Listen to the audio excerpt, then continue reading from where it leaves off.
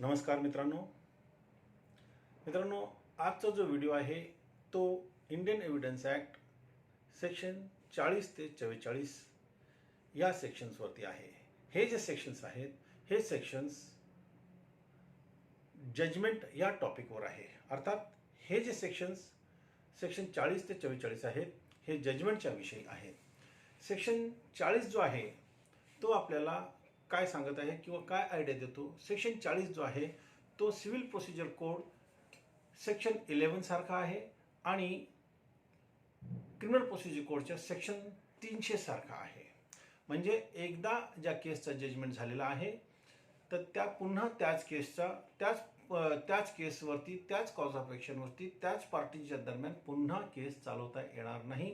हे सेक्शन 40 आपल्याला सांगत आहे. थोडक्यात आपल्याला रेस ज्युडिकेटा आणि section 300 of criminal procedure code ह्या दोन्ही सेक्शन्सचा सामिप्य दोन्ही सेक्शनचा मिलाप ह्या सेक्शनमध्ये आहे. सेक्शन 44 काय सांगत आहे ते आपण पहिले बॅरेट लँग्वेज वाचू, त्यानंतर मग त्याचा विश्लेषण करूया. सेक्शन 40 जो आहे तो असं सांगतो, previous judgments relevant to bar a second suit or trial. म्हणजे पहिला जर जजमेंट असेल तर तो काय करतोय, तो रिलेव्हंट आहे. टू बार अ सेकंड सूट, दुसरा जो दावा आहे त्याला बार करीत आहे. ऑर द ट्रायल, त्याची जी किंवा जी क्रिमिनलमधली ट्रायल आहे त्याला तो बार करीत आहे असं सांगितलेलं आहे. ही झाली हेडिंग. आता सेक्शन काय म्हणते आपण पाहूया. The existence of any judgment, म्हणजे एखादा जजमेंट जो आहे तो एक्झिस्टन्समध्ये आहे. The existence of any judgment, order or decree. एखादा ऑर्डर, एखादी जजमेंट, एखादी डिक्री जर समजा एक्झिस्टन्समध्ये असेल, which by law prevents any court, कायद्याने एखाद्या कोर्टाला प्रिव्हेंट करीत आहे, रोखत आहे. From taking cognizance of a suit or holding a trial is a relevant fact. मग असा जो जजमेंट आहे जो कोर्टाला रोखत आहे, कशासाठी, सेकंड सूटमध्ये कॉग्निझन्स घेण्यासाठी किंवा एखाद्या केसमध्ये ट्रायल घेण्यासाठी कोर्टाला रोखत आहे, आणि मग असा जजमेंट जो आहे तो रिलेव्हंट आहे. पुढे काय म्हटलेलं आहे, when the question is whether such court ought to take cognizance of such suit or to hold such inquiry.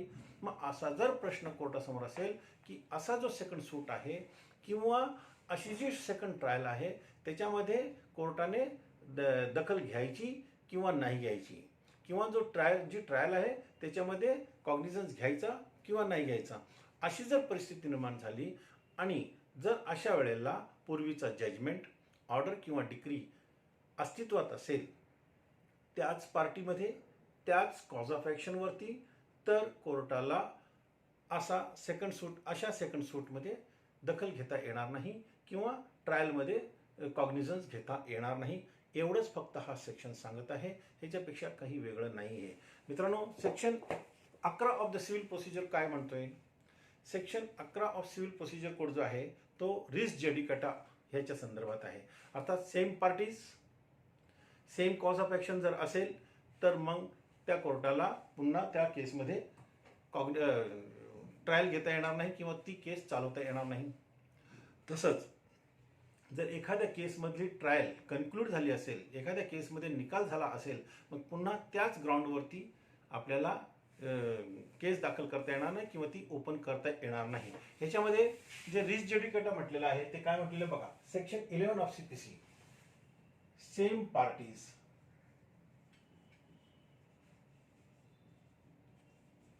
And same cause of action.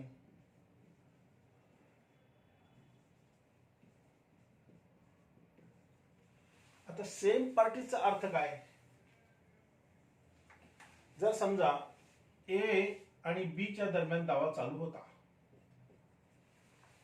आणि पुढे जाऊन बी समजा मयत झालेला आहे आणि त्याच्या जागी सी आला, म्हणजे त्याचा वारसदार आला.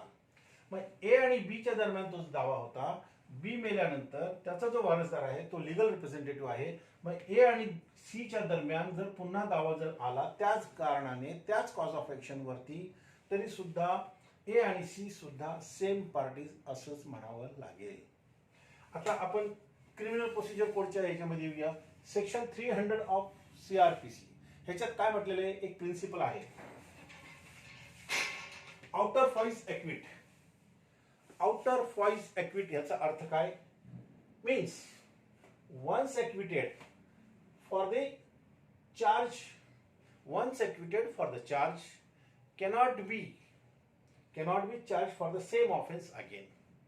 एकदा ज्या चार्ज वरती त्याचं एक्विटल झालेलं असेल तर पुन्हा त्या केसमध्ये ती केस ओपन होणार नाही.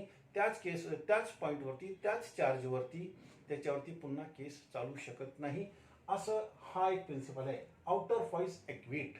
Outer फॉइस acquit means once acquitted for the charge cannot be tried for the same offense again. आणि तसंच सिव्हिल प्रोसिजर कोडमध्ये आहे की एकदा त्या केसमध्ये निकाल झाला असेल सीपीसी प्रमाणे, सीपीसी सेक्शन 11 प्रमाणे, तर रिस ज्युडिकेटा लागू होतो. सेम पार्टीज असेल, सेम कॉज ऑफ एक्शन असेल तर पुन्हा दावा दाखल होणार नाही.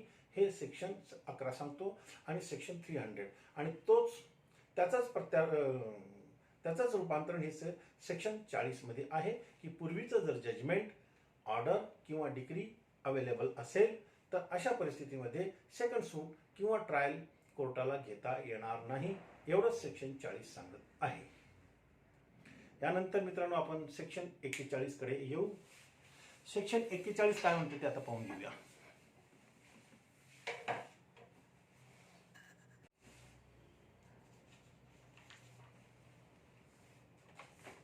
मित्रांनो सेक्शन 41 जो आहे तो आपल्याला अशी आयडिया देतो की एखाद्या कोर्टाचा final judgement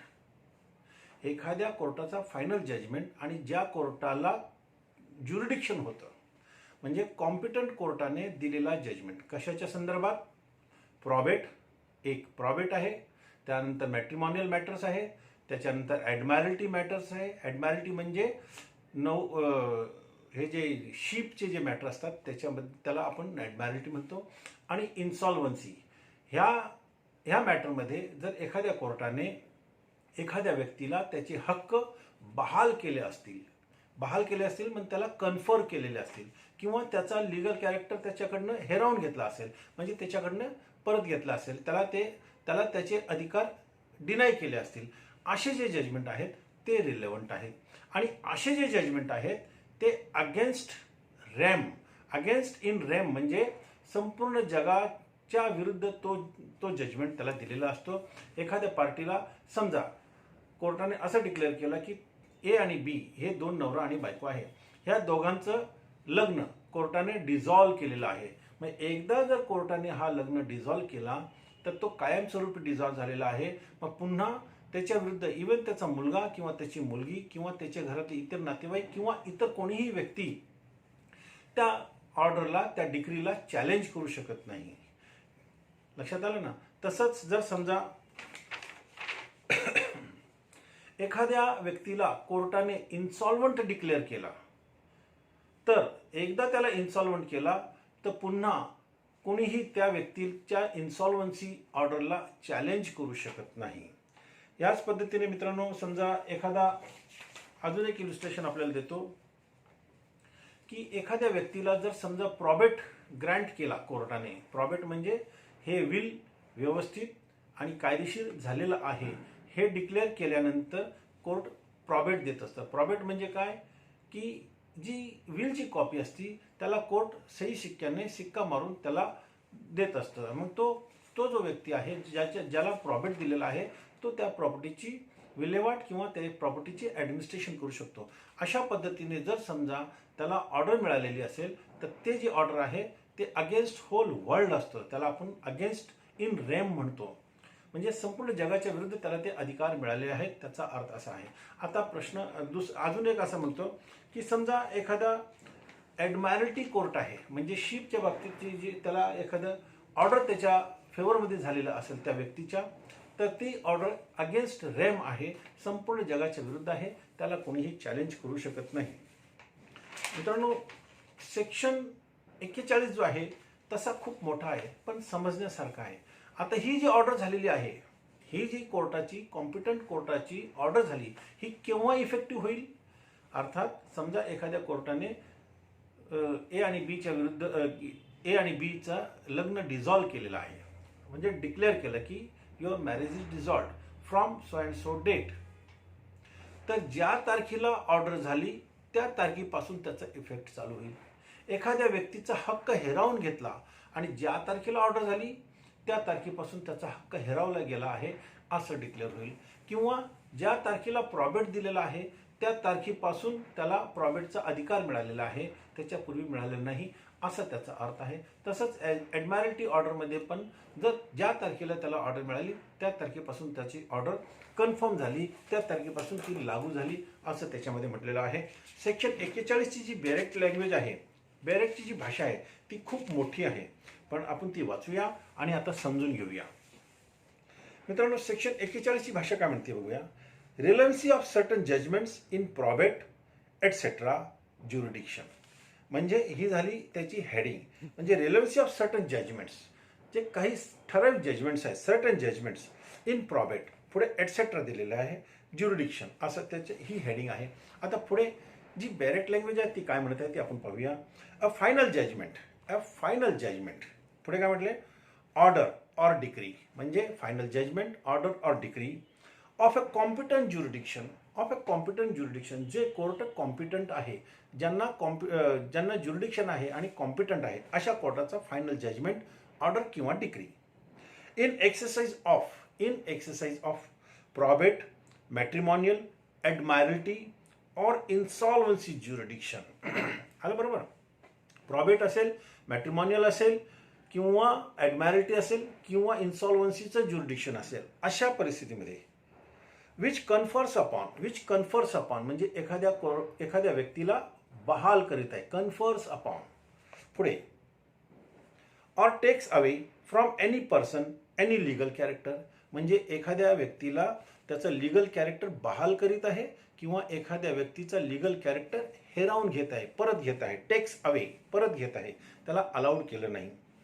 text away legal character. Or which declares any person to be entitled, which declares any person to be entitled to any such character, एखाद्या व्यक्तीला अशा कॅरेक्टर बद्दल त्याला अधिकार देत आहे. or to be entitled to any specific thing, त्याला एखाद्या स्पेसिफिक थिंग्स, एखाद्या वस्तूचा तो मालक आहे असं त्याला डिक्लेअर करीत आहे. or to be entitled to any specific thing or thing not as against any specified person, not as against any specified person, but absolutely. हा जो शब्द आहे but absolutely, याचा अर्थ it is, this order is against the whole world, it is in rem, not as personam. personam याचा अर्थ जे व्यक्ती ज्यांच्या दरम्यान दावा आहे त्या व्यक्तींच्या दरम्यानच ते लागू आहे, आणि रेम म्हटलं तर सगळ्यांच्या विरुद्ध तो लागू आहे. तर not as against any specified person but absolutely is relevant. आता काय म्हटलं, is relevant. तर पुढे काय म्हटलं, when the existence of any such legal character or title of any such person to any such thing is relevant. म्हणजे असा जो जजमेंट आहे केव्हा रिलेव्हंट होईल, ज्यावेळेला ते ऑर्डर, ते जजमेंट किंवा ती जी डिग्री आहे कुठल्या संदर्भात, प्रॉबेट, मॅट्रिमोनियल, इन्सॉल्वन्सी किंवा ॲडमॅरिटीच्या संदर्भात आहे, आणि अशा व्यक्तीला त्याचा लिगल कॅरेक्टर बहाल केला आहे किंवा त्याचा लिगल कॅरेक्टर हिरावून घेतलेला आहे किंवा एखाद्या व्यक्तीला एखाद्या वस्तूचा तो मालक आहे असं डिक्लेअर केलेलं आहे. आणि हे जे ऑर्डर्स आहेत नॉट अगेन्स्ट ॲज पर्सनम, ते पर्सनम नाही आहे, ते अगेन्स्ट रॅम आहे, म्हणजे संपूर्ण जगाच्या विरुद्ध त्याला असे अधिकार दिलेले आहेत. आता पुढे काय म्हटलेलं आहे बघूया. सच judgment, order or decree is कन्क्लुसिव्ह proof. असे जे जजमेंट आहे, असे जे ऑर्डर आहे, हे काय आहे किंवा ही जी डिक्री आहे काय, कन्क्लुसिव्ह प्रूफ आहे. पुढे that any legal character which it confers, that any legal character which it confers. आता पुढे शब्द महत्वाचा आहे. अक्रूड, अक्रूडचा अर्थ केव्हा सुरू झालेला आहे, accrued at the time when such judgment, order or decree came into operation. जेव्हा असा जजमेंट, ऑर्डर किंवा डिक्री अस्तित्वात आली, ज्या दिवशी ती पास केली त्या दिवशी अक्रूड झाली, म्हणजे तिथून ती सुरुवात झालेली, इफेक्टिव्ह झाली. पुढे that any legal character to which it declares any such person. पुढे त्याचं दिले काय, दॅट एनी लिगल कॅरेक्टर, अशा व्यक्तीचा जो लिगल कॅरेक्टर आहे तो डिक्लेअर केलेला आहे. To which it declares any such person to be entitled, त्या व्यक्तीला असा अधिकार आहे, तो लिगल कॅरेक्टर एक्वायर करण्याचा त्याला अधिकार आहे. पुढे काय म्हटलेलं आहे, ॲक्रूड म्हणजे ज्या दिवशी तो सुरू होते. ॲक्रूड टू दॅट पर्सन, त्या व्यक्तीला तो अधिकार केव्हा मिळालेला आहे, केव्हा सुरू झालेला आहे, accrued to that person at the time when such judgment, order or decree declares it to have accrued to that person, ज्या दिवशी असा जजमेंट, अशी ऑर्डर, अशी डिक्री पास केली, त्या दिवसापासून त्या व्यक्तीला असा अधिकार मिळालेला आहे, असं त्याचा अर्थ आहे. पुढे that any legal character which takes away, आणि एखाद्या व्यक्तीचा लिगल कॅरेक्टर आणि कोर्ट काय करते, ते हिरावून घेते, परत घेत आहे, त्याला अधिकार देत नाहीये. That any legal character which it takes away from any such person, त्या व्यक्तीपासून त्याचा लिगल कॅरेक्टरचा जो अधिकार आहे ते कोर्ट त्याच्याकडनं हिरावून घेत आहे, परत घेत आहे. सीज्ड, केव्हा ते सीज्ड होईल, केव्हा ते संपुष्टात येईल,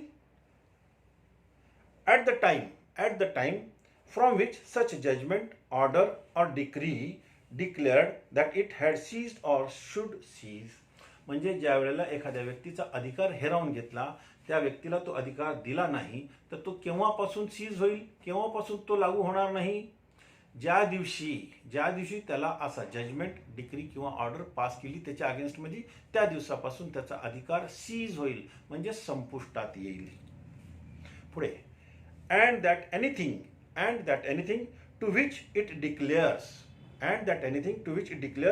any person to be so entitled was the property of that person, आणि ज्या वेळेला एखाद्या व्यक्तीला एखाद्या प्रॉपर्टीचा मालक घोषित केला, and that anything to which it declares any person to be so entitled was the property of that person, त्या व्यक्तीची ती प्रॉपर्टी आहे, असा जर कोर्टाने निर्णय दिला. at the time from which such judgment, order or decree declares, म्हणजे ही ऑर्डर केव्हापासून लागू होईल, ज्या व्यक्तीला असा आदेश दिला की ही प्रॉपर्टी तुझी आहे, त्याला मालकी त्याची घोषित केली, तर ही मालकी केव्हापासून सुरू होईल, ज्या दिवशी असा जजमेंट, डिक्री किंवा ऑर्डर पास होईल, त्या दिवसापासून त्याची ती मालकी सुरू होईल. That it had been or should be his property, ज्या दिवशी कोर्ट अशी ऑर्डर पास करेल की ह्या व्यक्तीची ही प्रॉपर्टी झालेली आहे, त्या दिवसापासून तो त्या प्रॉपर्टीचा मालक झाला, असं डिक्लेअर झालेलं आहे. मी आता आपल्याला थोडंसं एक इल्युस्ट्रेशन देतो.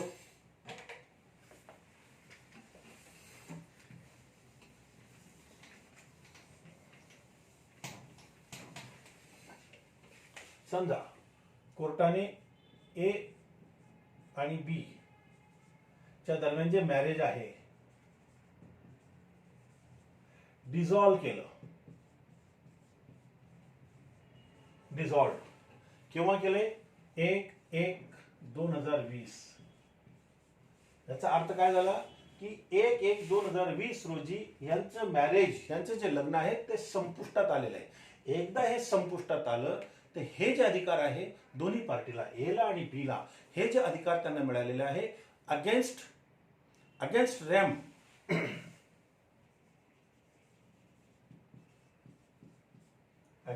रॅम, रेम मीन्स वर्ल्ड. हे पर्सनम नाही, पर्सनम याचा अर्थ पर्सनल पार्टीज,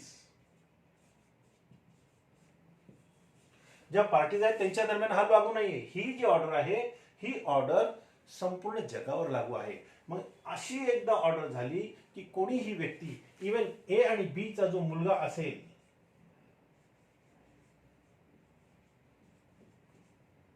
किंवा मुलगी असेल किंवा इतर नातेवाईक असतील, ते सुद्धा ह्या ऑर्डरला चॅलेंज करू शकत नाही. एकदा ती कन्फर्म झाली ती, इथे काय झालेलं आहे, त्यांना ऑर्डर मिळाली. कोणती ऑर्डर मिळाली, त्यांना राईट्स कन्फर केले की तुम्ही आता ह्यापुढे नवरा बायको राहिलेले नाही. आता दुसरं एक उदाहरण आपण घेऊया.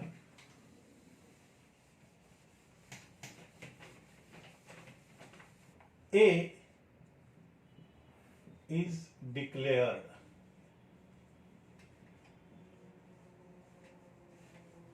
इन्सॉल्वंट.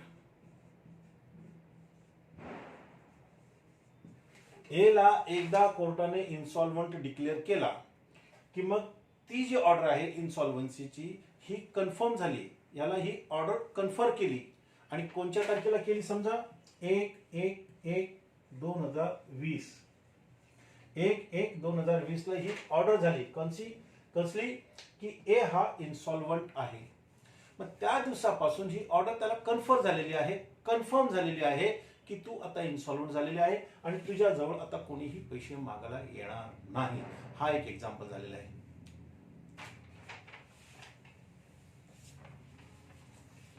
तसंच अजून एक उदाहरण आपण घेऊया.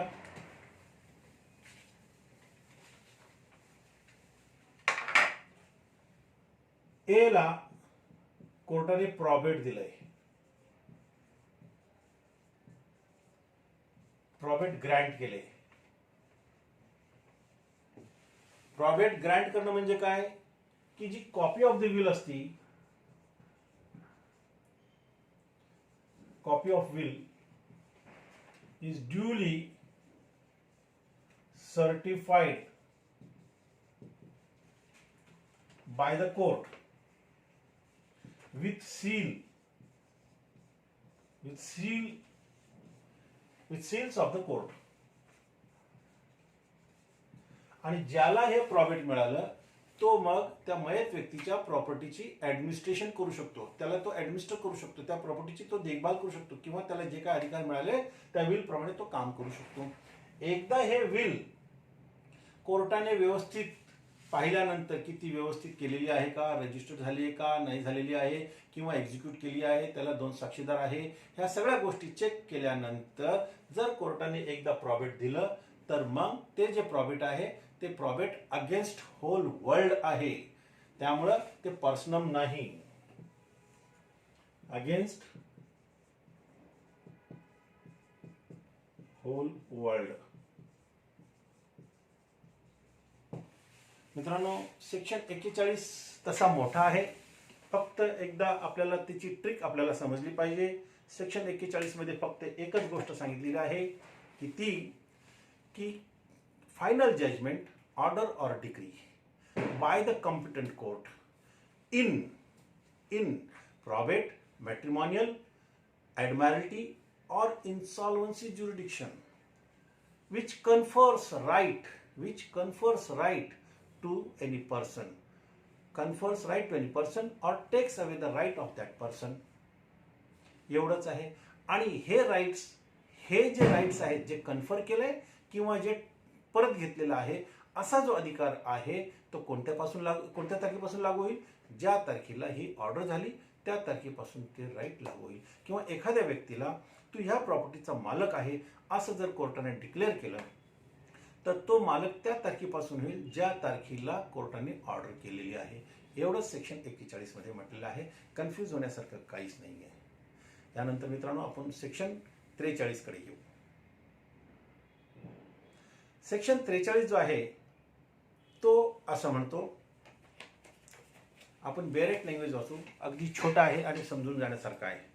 सेक्शन 42. सेक्शन 42 काय म्हणतोय? सेक्शन 42 ची प्रथम आपण पूर्ण बेरेट लँग्वेज वाचू, त्यानंतर आपण त्याचं विश्लेषण करू. सेक्शन 42 मध्ये पहिले हेडिंग काय म्हटलेलं आहे? Relevancy and effect of judgments, orders or decrees other than those mentioned in section 41.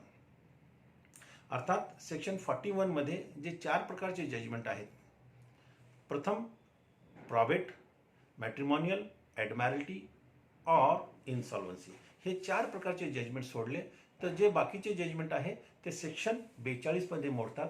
आणि ते कसे आहेत त्याची बेरेट लँग्वेज आपण आता वाचूया.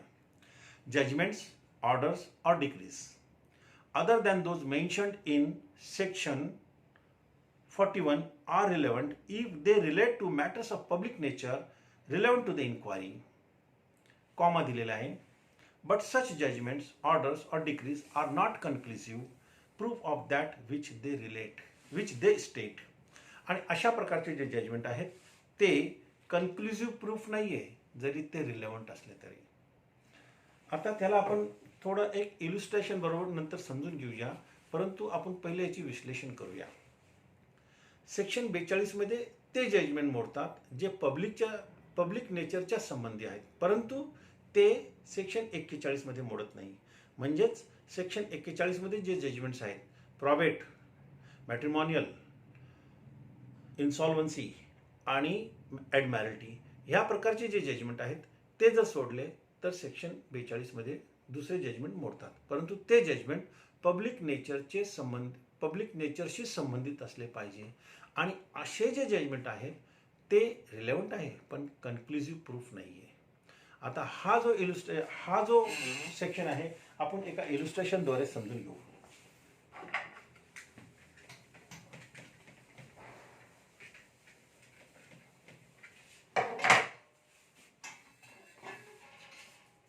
समजा ए बी यांच्या दरम्यान दावा चालू आहे. एचं म्हणणं आहे बी ने एन्क्रोचमेंट केलेला आहे, बीचं म्हणणं आहे ही प्रॉपर्टी पब्लिक प्रॉपर्टी आहे. एचं म्हणणं काय आहे, ए ची प्रायव्हेट प्रॉपर्टी आहे.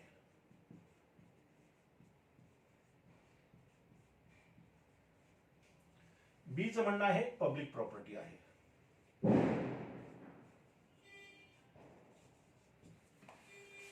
आणि कोर्टाने जो जजमेंट दिलाय तो बीच्या फेवर मध्ये दिलेला आहे आणि डिक्लेअर केलं की this property is public property.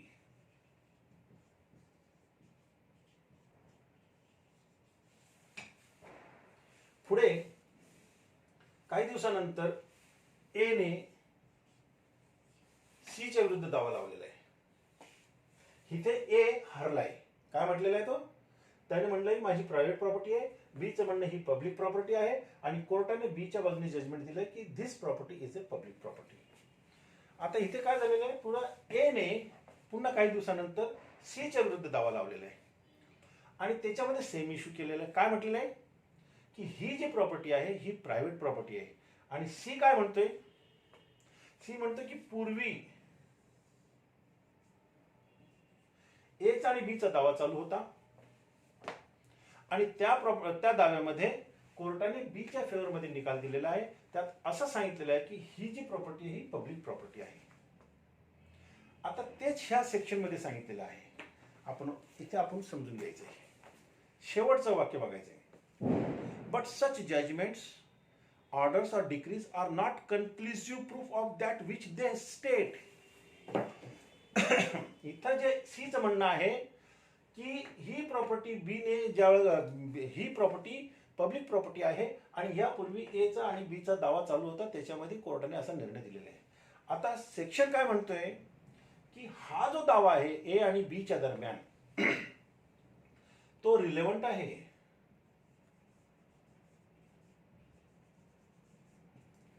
तो रिलेव्हंट आहे बट नॉट कन्क्लुसिव्ह प्रूफ.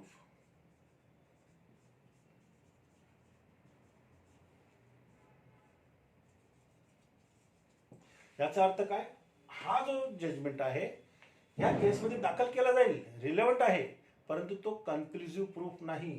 इथे सी ला पुन्हा सिद्ध करावं लागेल की ही प्रॉपर्टी जी आहे पब्लिक प्रॉपर्टी आहे. म्हणून असं सांगितलेलं आहे. एक पहिला मुद्दा काय सांगितलेला आहे सेक्शन 42 मध्ये, जे जजमेंट 41 मध्ये 4 प्रकारचे जजमेंट आहे. पहिला प्रॉबेट, सेकंड मॅट्रिमोनियल,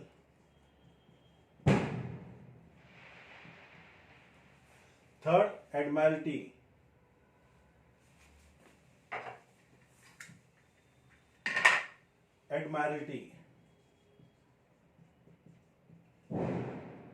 आणि फोर्थ होता इन्सॉल्वन्सी. हे 4 प्रकार सोडले तर बाकीचे जजमेंट सेक्शन 42 मध्ये मोडतात, परंतु ते पब्लिक नेचरच्या संबंधित असावे, पब्लिक नेचरशी संबंधित असावे. आणि असा जजमेंट जर समजा पूर्वी पण झालेला असेल तर तो जजमेंट ह्या केसमध्ये रिलेव्हंट होईल पण कन्क्लुसिव्ह प्रूफ होणार नाही. एवढंच या सेक्शन 42 मध्ये म्हटलेलं आहे. मित्रांनो, सेक्शन 42 आपल्या लक्षात आलं असेल असं माझं म्हणणं आहे. यानंतर सेक्शन 43 वर येऊया.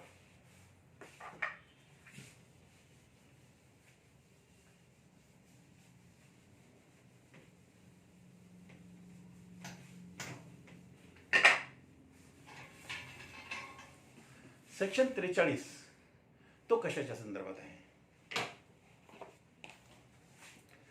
सेक्शन 43 अगदी सिंपल आहे. सेक्शन 43 असं म्हणतो, judgments etcetera other than those mentioned in section 40 to 42 म्हणजे 40 ते 42 वेन रिलेव्हंट, म्हणजे 40 ते 42च्या दरम्यान जे जजमेंट्स आहेत ते केव्हा रिलेव्हंट होणार ते असं सांगितलं. Judgements, orders or decrease. आता बेरेट लँग्वेजची भाषा काय म्हणते ते आपण पाहूया. Judgements, orders or decrees other than those mentioned in section 40, 41 और 42 आर रिलेव्हंट. काय ते संबंधित आहेत.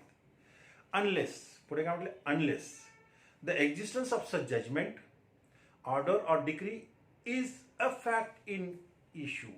म्हणजे हे सेक्शन 40, 41 आणि 42 ह्यामध्ये जे जजमेंट्स, ऑर्डर्स, डिक्रीज जे आहेत हे केव्हा रिलेव्हंट होईल? जेव्हा unless the existence of such judgment, order or decree is a fact in question. म्हणजे कोर्टामध्ये हे जजमेंटच प्रश्नचिन्ह आहे. ह्या जजमेंट जे झालेले आहेत ह्यांच्यावरतीच प्रश्न उपस्थित केलेला आहे. हे जजमेंट, ऑर्डर किंवा डिक्री हेच फॅक्ट इन इश्यू आहे. Or is relevant under some other provisions of this act. ह्या कायद्याच्या इतर प्रोव्हिजन्समध्ये हा जजमेंट, हे जे सेक्शन 40, 41 आणि 42 मध्ये ज्या जजमेंटचा उल्लेख केलेला आहे हे जजमेंटच, हे ऑर्डरच आणि हे डिक्रीज हे रिलेव्हंट आहे किंवा फॅक्ट इन इश्यू मध्ये आहे. तर असे सर्व जजमेंट, ऑर्डर आणि डिक्री हे रिलेव्हंट होतील असं याच्यामध्ये सेक्शन 43 मध्ये म्हटलेलं आहे. त्यानंतर सेक्शन 44 जो आहे तो अगदी सोपा आहे. सेक्शन 44 मध्ये फक्त एवढं म्हटलेलं आहे की जर हे जजमेंट म्हणजे 40, 41 आणि 42 मध्ये जे जजमेंट उल्लेख केलेले आहेत हे जर फ्रॉड करून, जर कोर्टावर फ्रॉड करून घेतलेला असेल आणि कॉम्पिटंट कोर्टाकडला हा जजमेंट नसेल तर तुम्ही त्याला चॅलेंज करू शकता. आता आपण बेरेट लँग्वेज वाचू. फ्रॉड और कोल्युशन, फ्रॉड और कोल्युशन in obtaining judgment or incompetency of court may be proved. जे कोर्ट इनकॉम्पिटंट होता किंवा कोर्टावर फ्रॉड करून असे जजमेंट घेतलेले असतील तर काय असं त्याच्यामध्ये ते सिद्ध केलं जाऊ शकतं. May be proved. Any party to a suit or other proceeding, any party to a suit or other proceedings may show काय दाखवू शकतो, that any judgment, order, decree which is relevant under section 40, 41 or 42. असे judgement जे section 40, 41 आणि 42 मध्ये relevant आहेत and which has been proved by the adverse party, आणि समोरच्या पार्टीने म्हणजे ॲडव्हर्स पार्टीने असं जर सिद्ध केलं, काय सिद्ध केलंय, was delivered by the court not competent to deliver it. आणि असे जजमेंट ऑपोजिट पार्टीने असं सिद्ध केलं की हे जे जजमेंट आहे कॉम्पिटंट कोर्टाने दिलेले नाही. Or was obtained by fraud और कोल्युशन, किंवा कोर्टावरती फ्रॉड किंवा कोल्युशन करून असे जजमेंट, ऑर्डर, डिक्री मिळवलेली आहे. तर असे जे जजमेंट, ऑर्डर किंवा डिक्री जी अशी फ्रॉड करून किंवा असे जे जजमेंट कॉम्पिटंट कोर्टाने दिलेलं नाही तर ॲडव्हर्स पार्टी प्रोसिडिंग्समध्ये कोर्टाला सांगू शकते आणि दाखवू शकतं आणि त्याला त्याला चॅलेंज करू शकतं. याचा अर्थ असा आहे मित्रांनो. सेक्शन 40, 41, 42, 43 अँड 44 हा संपूर्ण चॅप्टर आपण पूर्ण केलेला आहे. मित्रांनो, या व्हिडिओपर्यंत आपण रिलन्सी ऑफ फॅक्ट्स हा जो chapter number 2 of Indian evidence act मधला आहे यामधले आपण बरेच चॅप्टर, सब टॉपिक्स ज्याला आपण म्हणतो आपण पूर्ण केलेले आहेत. पहिला जो सब टॉपिक होता तो कनेक्टेड फॅक्ट्स सेक्शन 6 पासून 16 पर्यंतचा होता. दुसरा जो सब टॉपिक होता ॲडमिशन्स 17 पासून 23 पर्यंत होता. त्यानंतर कन्फेशन 24 पासून 30 पर्यंतचा होता. त्यानंतर डाईंग डिक्लेरेशन सेक्शन 32 आणि 33 होता. त्यानंतर चॅप्टर जो आहे सब टॉपिक जो होता statement under special circumstances section 34 पासून 39 पर्यंत होता. आणि या व्हिडिओमध्ये आपण जो आता शेवटचा टॉपिक केलेला आहे जजमेंट्स.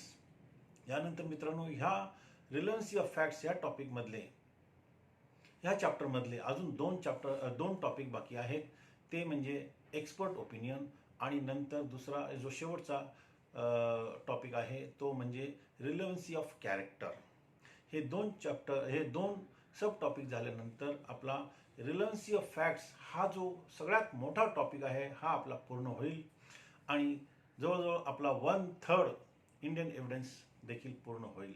मित्रांनो, मला असं वाटतं आपल्याला माझा हा व्हिडिओ नक्की आवडला असेल. मी जे आपल्याला विश्लेषण करून सांगत आहे त्यामुळे अख्खी पुस्तक आपल्यासमोर ओपन होत आहे. आपल्याला अख्खी पुस्तक वाचायची गरज नाही, कारण पुस्तक वाचायला खूप कधी कधी बोर होत असतो आणि मी जे आपल्यासमोर सांगत आहे त्यामुळे आपल्याला संपूर्ण पुस्तक वाचल्यासारखंच वाटत असेल. फक्त ज्या वेळेला आपल्याला बेअरेटची भाषा समजायची असते त्यावेळेला फक्त आपण पुस्तक ओपन करायचं आहे आणि बाकीचं आपल्याला मी संपूर्ण विश्लेषण करून सांगत आहे.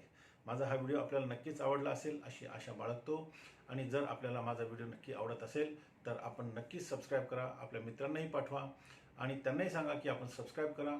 माझा मोबाईल नंबर आहे 9960977925.